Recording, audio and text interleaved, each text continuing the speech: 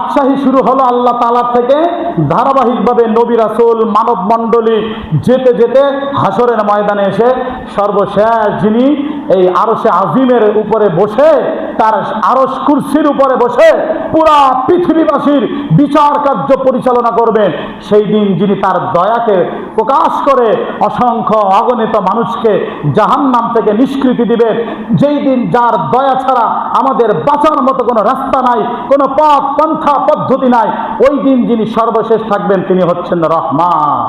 সুবহানাল্লাহ বলেন। রহমান আর রহমান আল্লামাল কুরআন, দয়াময় রহমানের পরিচয় দেওয়ার জন্য একটা সূরা নাজিল করেছেন, সূরাতুর রহমান।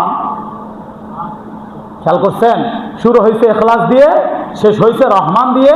এই যে লম্বা একটা সূচিপত্র আপনাদেরকে শোনালাম, এই লম্বা সূচিপত্রের মাধ্যমে এটাই মেসেজ আপনাদের কাছে দিতে চাচ্ছে, এই বার্তা, যে শুরুতে কে ছিলেন? কথা বলেন, জবান খুলে বলেন, শুরুতে কে ছিলেন? এখনো ক্ষমতা কার হাতে? এবং সর্বশেষ যিনি থাকবেন তিনিও কে? আল্লাহ।